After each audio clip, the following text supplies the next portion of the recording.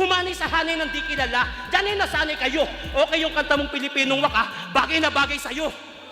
Pati si Aristotle Pulisco gusto pitasin. Ambisyosong tagabundok, gustong kalabitin yung glak para pangalan pumutok. Pag ito ang topak ko nagtuloy-tuloy, di mo gugustuhin na magiging katuloy. Mapapasabi ka na lang ng, bakit pa ako tumuloy? Sana hiniling mo na lang na hindi to natuloy. Ayan tuloy, natuluyan ka sa laban na gusto mong matuloy. Sa pangatlong pwesto, ang creativity.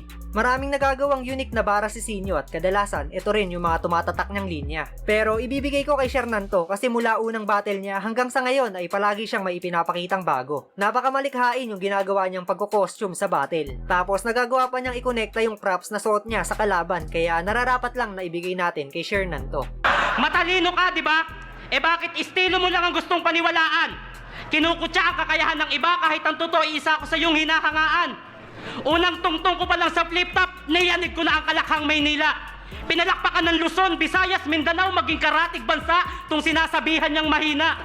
From wildcard to tryouts, nakapasok ng flip-top, naging icon. Matalino ka, di ba? Bakit di mo nagawa yon?